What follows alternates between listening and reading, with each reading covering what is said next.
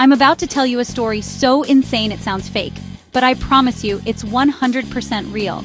This construction worker jumps and lands on a 6-inch nail, and it goes straight through his boot.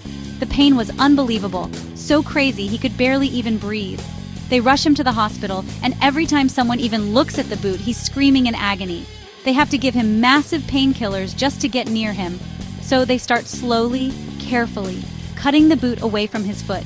And when they finally get it off, they see something that is literally impossible.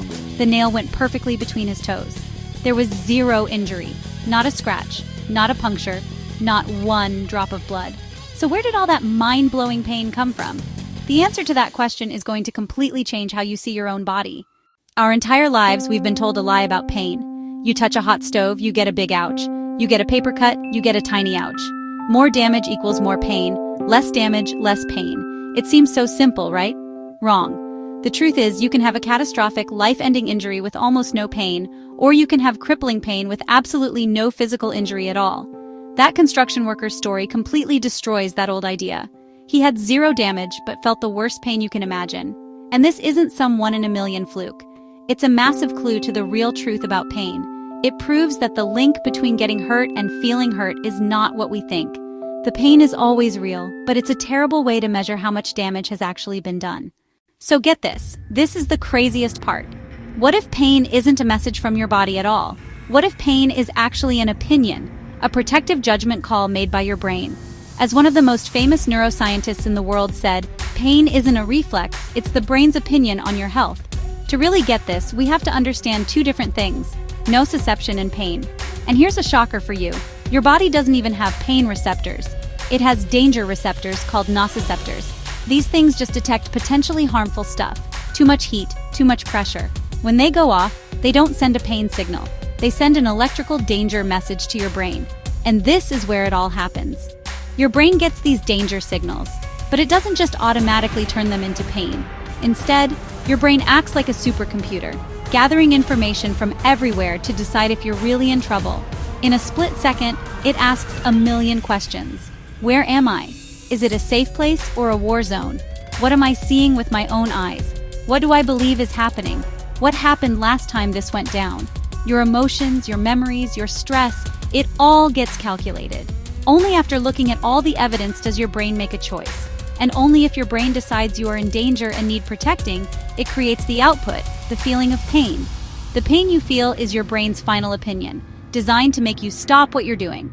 The construction worker saw the nail through his boot, his friends were freaking out, and his brain looked at all that evidence and concluded his foot was destroyed. So it created catastrophic pain to match. If you're still not convinced, this is going to break your brain. Think about phantom limb pain. Someone can feel an insane itch or a crushing pain in a foot that isn't even there anymore. How is that possible if pain lives in our body parts? It's possible because the pain was never in the foot. It was always being created by the brain. The danger signals might be gone, but the brain can just create the pain all by itself. This whole system is genius for keeping us safe. But what happens when that system becomes too protective? That's the secret behind most chronic pain. Imagine your body's danger alarm is like a car alarm. At first, it works perfectly. It only goes off when someone's actually stealing your car. But now, imagine you have to park that car in the worst neighborhood in the world for months. After a while, that alarm's sensitivity gets cranked to 1 billion. A leaf lands on the windshield, and the alarm goes berserk. A cat brushes the tire, and it's a complete meltdown. The alarm is still real, it's loud and you can't ignore it, but it's not giving you good information anymore.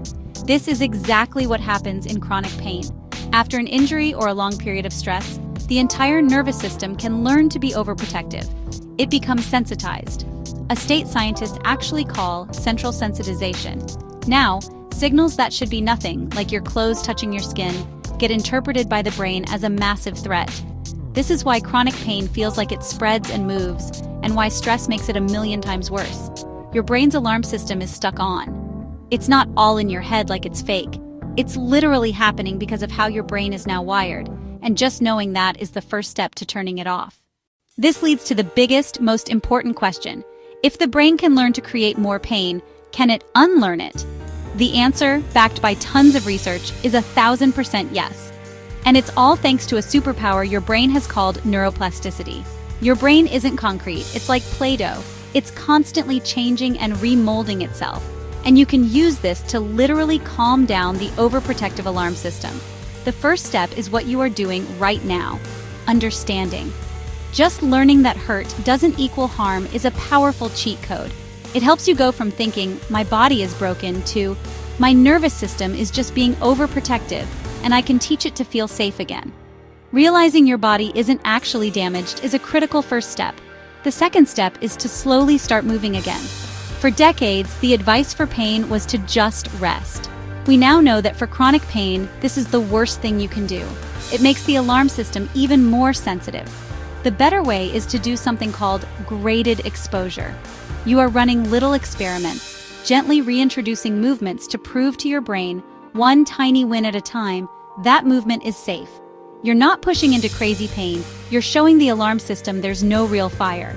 Third, you have to actively calm the system down.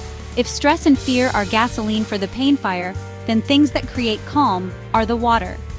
Practices like mindfulness meditation, deep breathing, or something called somatic tracking are about changing your brain's prediction.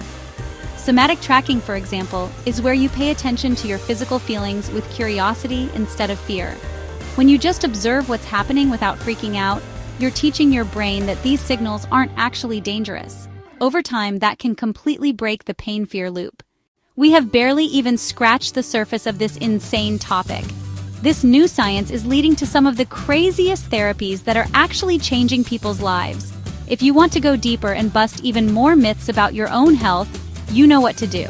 Make sure you subscribe and hit that notification bell because you will not want to miss what we have coming next. If you remember one thing from this video, let it be this: you have way more control than you think. Your pain is 100% real.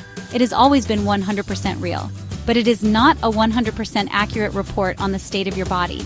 It is a changeable output from a brain that is trying its best to keep you safe. The construction worker with the nail in his boot proved that our brains can create the worst pain imaginable based only on the idea of a threat. His story, and the stories of millions of others, shows we are not helpless victims of our pain.